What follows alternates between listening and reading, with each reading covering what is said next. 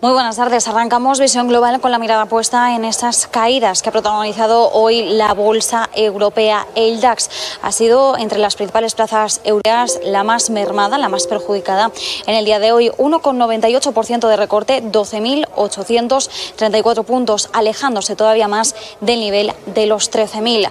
Mientras tanto, el CAC 40 y el MIB del italiano se han situado por encima del punto porcentual de caídas. El FTSE de Londres ha sido el que ha presentado los recortes más ligeros, del 0,40%, y en el caso del selectivo español, el IBEX 35, muy cerquita del punto porcentual, 0,99% de recorte en 7.644,60 enteros. Desde este nivel va a partir este próximo martes. Dentro del selectivo español protagonizaban las pérdidas sobre todo dos sectores. Por un lado, la banca, con Banco Sabadell y BBVA como las principales damnificadas. Banco Sabadell con un recorte de casi el 7%, 6,95%. En el caso del BBVA, 6,5% a la baja. Y el otro sector clave, el turismo, IAG, se ha dejado un 6,4% y AENA un 5,9%. Entre las subidas veíamos como Solaria lideraba las alzas, 10,64% de subida, seguida de Siemens Gamesa, un 7,7%, y Grifols, 5,84%. Mientras tanto, sobre todo, seguimos vigilando muy de cerca lo que está ocurriendo con las materias primas, en concreto lo que está ocurriendo con el crudo. El Brent sigue situándose por encima de los $122 el barril, el crudo ligero norteamericano ahora mismo en 117,8, y el oro, ojo, aproximándose a los $2.000 la onza, 1.986.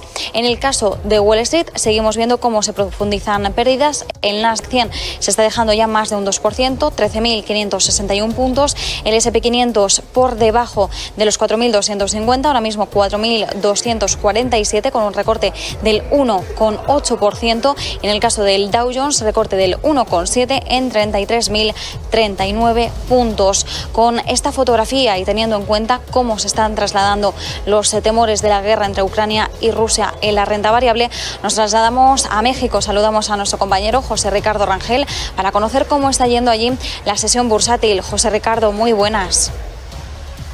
¿Qué tal, Marta? Muy buenas tardes ahí a todos nuestros amigos en España. Bueno, definitivamente seguimos la tendencia de todos los índices. En el caso del índice de precios y cotizaciones lo tenemos en las 52.166 unidades justo en este momento. Esto corresponde más o menos a un 2.16% aproximadamente, Marta.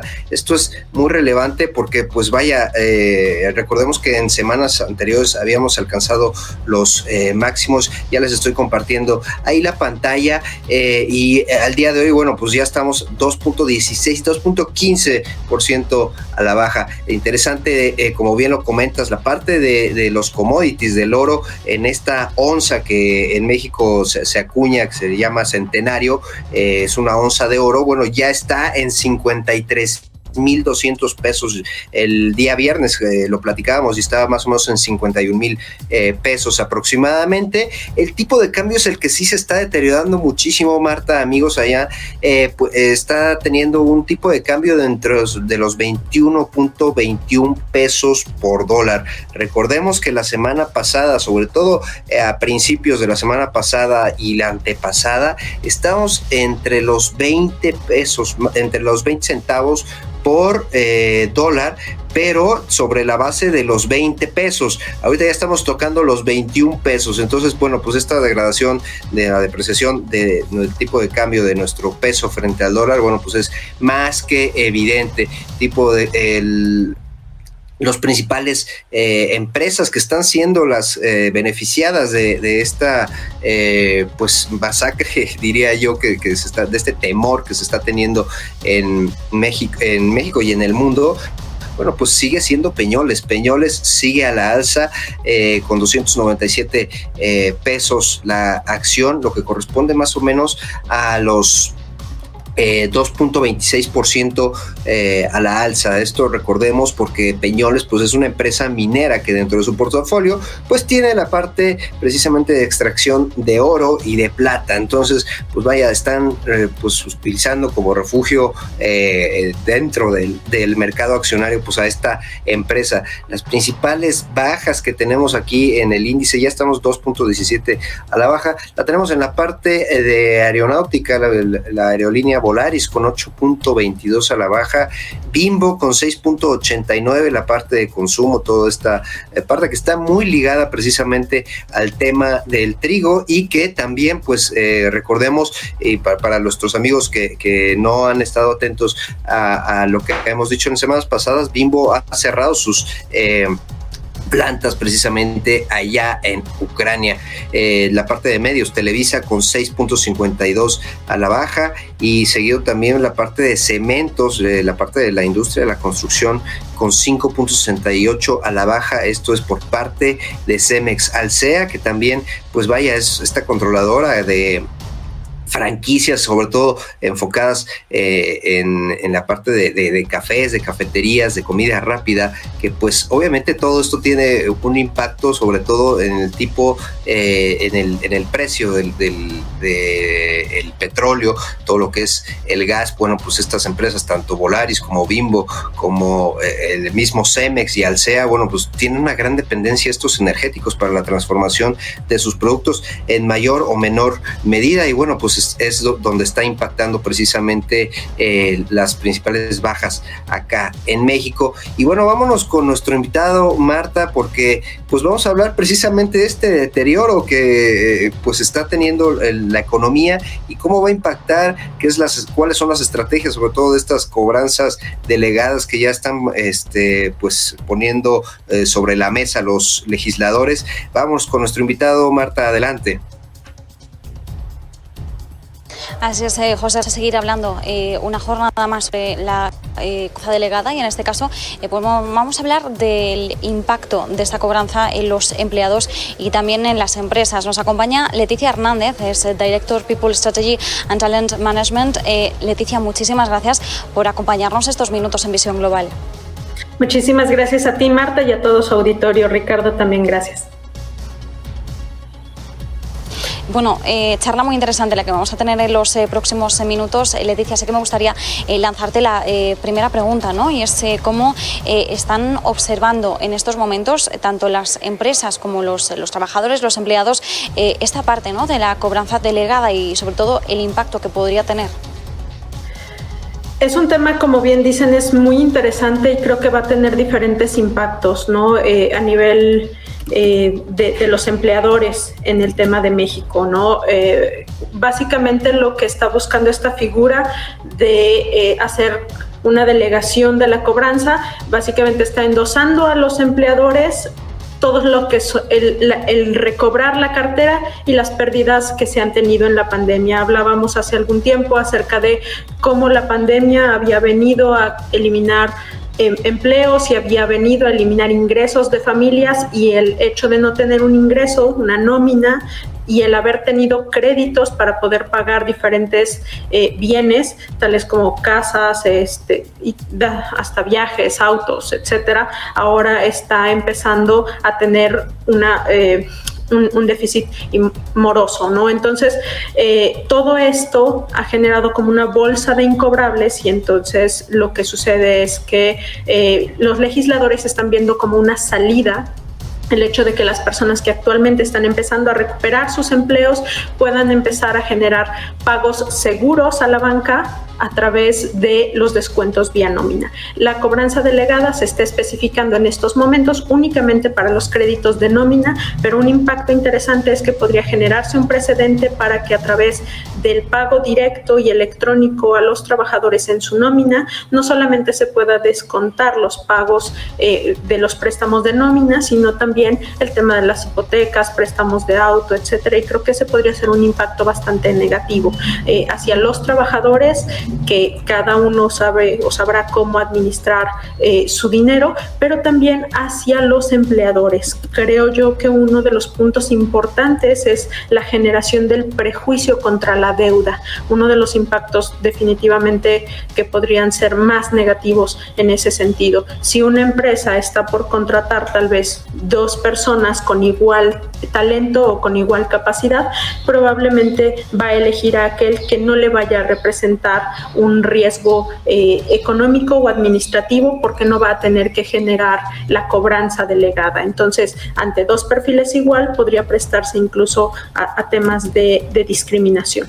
Hay otros impactos, porque hay algunas cosas, hay una serie de elementos que no están muy claros o que no han terminado de quedar muy claros cuando se ha presentado esta iniciativa. Por ejemplo, el obligado a demandar por la cobranza ya no será el acreedor, cualquier entidad financiera, ¿no?, sino quien tendría que interponer un recurso legal tendrían que ser los empleados. ¿Esto qué significa?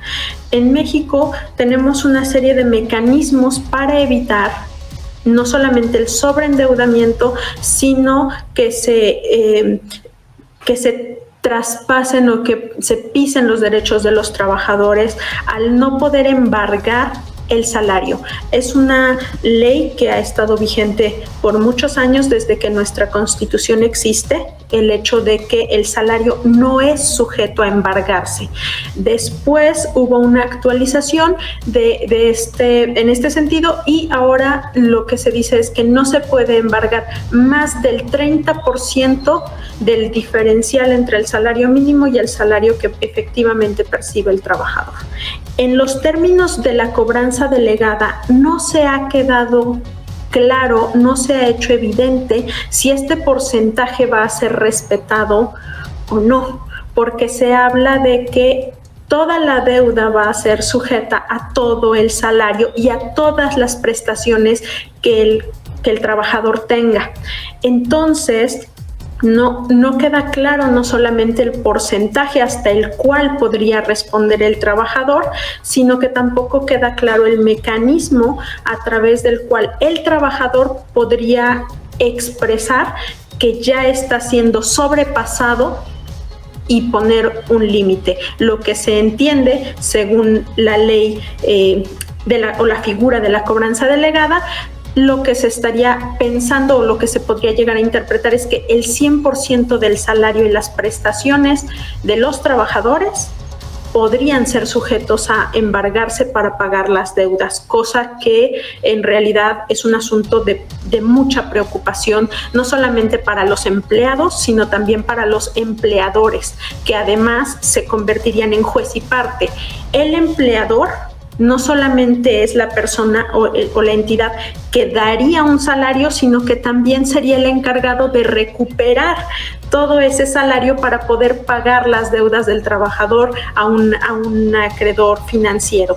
Esto en muchos sentidos se ha hablado de que podríamos estar dando pasos hacia atrás en la defensa de los derechos del trabajador, que estaríamos dando pasos hacia atrás en términos históricos, dado que una de las cosas que se lograron con el hacer que el salario no fuera embargable era evolucionar y ya no estar teniendo trabajadores en régimen de esclavitud o de tienda de raya, donde el salario prácticamente que percibían los trabajadores era para pagar sus deudas. Entonces, estaríamos dando un retroceso histórico bastante importante en dado caso de que esta cobranza delegada tomara más fuerza, ¿no? Leti, precisamente, ¿cuál sería el mayor impacto, sobre todo para las empresas? Las empresas, bueno, habrá algunas que son manufactureras, transformación, etcétera. ¿Qué reto están teniendo que enfrentarse con esta pues supuesta ley en caso de aprobarse? ¿Cuáles serían las modificaciones que tendrían que hacer dentro de sus áreas? Sobre todo, entiendo yo que sería más en recursos humanos, ¿no? Ciertamente, el área que procesa la nómina es el área que está dentro de recursos humanos. Típicamente lo que yo podría ver es que tendría que crecerse la estructura del área de nómina para poder, además de ejecutar el cálculo de la nómina, ejecutar los procesos de cobranza y en dado caso de negociación con los trabajadores, cosa que técnicamente, según los cómo se han visto propuestos por los legisladores, básicamente sería que la entidad financiera tendría que mostrar un documento que ni siquiera debe ser evidencia plena, tiene que ser evidencia suficiente apenas. Entonces, con cualquier documento que la entidad financiera llegue al área de recursos humanos pidiendo el descuento del trabajador, con eso tendría que ser suficiente. Sin embargo, si el trabajador procesa un amparo para ese documento, la negociación no va a suceder con la entidad financiera, sino con el empleador, que es la figura que estaría generando los descuentos. Y ninguna persona de recursos humanos, por todo el background que pueda tener, por toda la historia o por todo el conocimiento que pueda tener de los empleados, no necesariamente va a tener el conocimiento para hacer una negociación de una deuda. Entonces, esto podría implicar el hacer un crecimiento de las áreas de recursos humanos para poder tener personas que se especialicen directamente en este proceso. ¿Por qué? Solo por poner un ejemplo, cuando las personas están incapacitadas en México, van al Seguro Social, se les expide un documento que es su incapacidad. La incapacidad en México no la paga el empleador, sino que la paga el Seguro Social y típicamente no se paga al 100% del salario. Entonces, ese salario que no está completo podría también ser sujeto a ser embargado por las instituciones financieras. Pero ahí ya no entra la empresa, sino entra el Seguro Social como agente de cobranza. En estos momentos, quien tendría que estar generando, o ante un caso así, quien tendría que estar generando los amparos o los mecanismos sería el trabajador, amparándose de un cobro que llegue a más del 30% de lo que serían sus ingresos.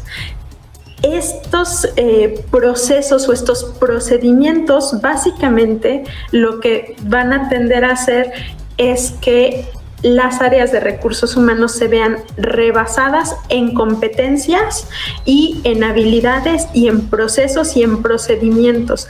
Creo que la legislación, en dado caso de ser aprobada, es demasiado general, no tiene muchos cómo operar de forma operativa que sean precisos.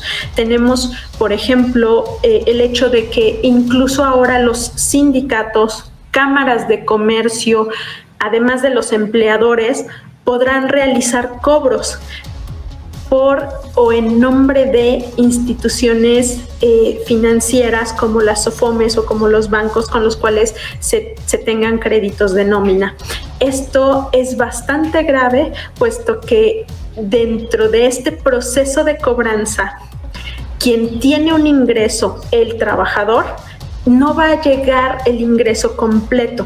Eso significa que sus ingresos disminuyen, entonces su base de cotización podría verse afectada, su base para el tema de los impuestos podría verse afectada, y el hecho de retener o de hacer una retención de los ingresos del trabajador para después pasarlos a otra institución genera muchas dudas acerca de cómo van a ser registrados, si como ingresos o si como ingresos y egresos o en una cuenta especial. Hay muchas dudas acerca de los cómo, hay muchas dudas acerca de la forma procedimental en la que un empleador tendría que llevar a cabo toda esta cobranza delegada. Y al ser un proceso que está tan suelto, que tiene tantas dudas operativas, se puede llevar a malas interpretaciones, a malas prácticas en detrimento de los trabajadores, ¿no? Porque entonces, antes, por ejemplo, si un empleado de repente rompía una taza, rompía un plato al interior de su lugar de trabajo, el empleador no necesariamente podía cobrarlo directamente. a través de esta figura se genera un precedente para que también el empleador pueda hacer descuentos de este tipo a los trabajadores en perjuicio del trabajador. Entonces, forzamos al trabajador a que sea él quien tenga que defenderse de las instituciones financieras o de cualquier acreedor en general. Creo que mientras no haya mucha claridad en los cómo de forma operativa, hay mucho más riesgo entonces de que esta figura de la cobranza delegada empiece a sucederse. Si no hay claridad, si no hay un marco preciso para actuar, entonces podría utilizarse en detrimento de los trabajadores. Oye, Leti, ya finalmente, estamos hablando que esta ley procuraría cierta inclusión financiera al otorgarles este financiamiento a los empleados que no tengan acceso a crédito, por un lado, pero por otro lado también tenemos la parte de la informalidad con los que ya tienen y están, como lo dijiste en un inicio, apalancados o sobreendeudados, ¿no? ¿Cómo podríamos diferenciar esto? ¿Cuáles serían estos dos principales riesgos? La ley, la propuesta de ley especifica que aplicaría para créditos nuevos, ¿no? Esto es, los que actualmente ya existen técnicamente no deberían de ser sujetos a esta legislación nueva, ¿no? Sin embargo, partiendo del hecho de que al sentar un precedente podría haber una querella para poder hacerla retroactiva, tendríamos estos dos casos. Por el tema de la inclusión financiera, está bien, va a haber más gente que pueda tener acceso a crédito de nómina, pero más bien lo que yo estoy viendo es que podría haber más gente que tenga acceso a sobreendeudamiento, no necesariamente una inclusión financiera en el sentido positivo, podríamos decirlo, ¿no? También podría ver yo un impacto, como lo mencioné hace un momento, en los términos de la selección de personal.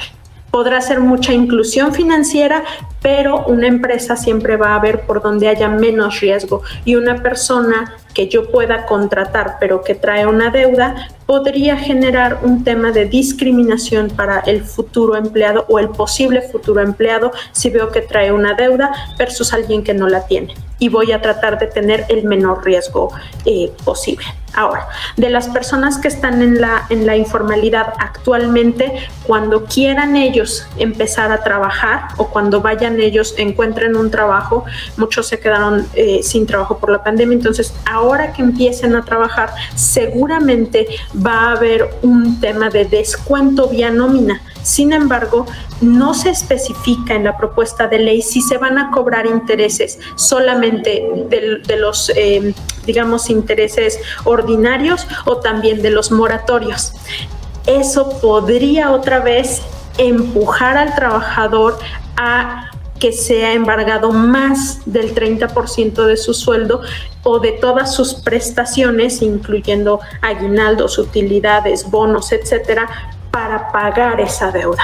Entonces, mientras nuevamente esto no quede claro en términos operativos, hay un alto porcentaje de riesgo de que puede que haya más inclusión financiera, pero va a haber sobreendeudamiento y probablemente en perjuicio de los trabajadores. Lo que yo vería es que podría haber un sobrecobro más allá del 30% que se especifica que puede ser destinado a embargo o a temas de deuda. Y las personas que actualmente tienen deudas y que vean venir como estos nuevos cobros de forma obligatoria a través de sus patrones, podrían, por supuesto, renunciar a trabajos formales y crecer en la informalidad para no tener que verse obligados a pagar de esa forma tan directa a los acreedores, ¿no? Entonces podrían tratar de aprovechar el no tener un empleo formal,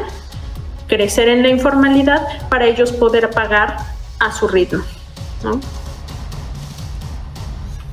Pues Leti Hernández, muchísimas gracias por tu tiempo. Marta, adelante. Bueno, agradecerle también a Leticia que nos haya acompañado estos minutos en Visión Global y sobre todo nos quedamos también con esa advertencia, ¿no?, del sobrecobro y el sobreendeudamiento, claves para vigilar, ¿no?, cómo vaya procediendo esa cobranza delegada. Muchísimas gracias por acercarnos a las principales claves. Gracias a ustedes y a su auditorio por el espacio. Gracias, Leti, nos vemos nuevamente, cuídate mucho. Muchísimas gracias. Marta. Nos vemos mañana, Marta. Muchísimas gracias, Leticia, de nuevo. Muchísimas gracias, José Ricardo. Por supuesto, mañana nos vemos, nos escuchamos. Volveremos con Visión Global a partir de las 6 de la tarde, así que nosotros por hoy nos despedimos.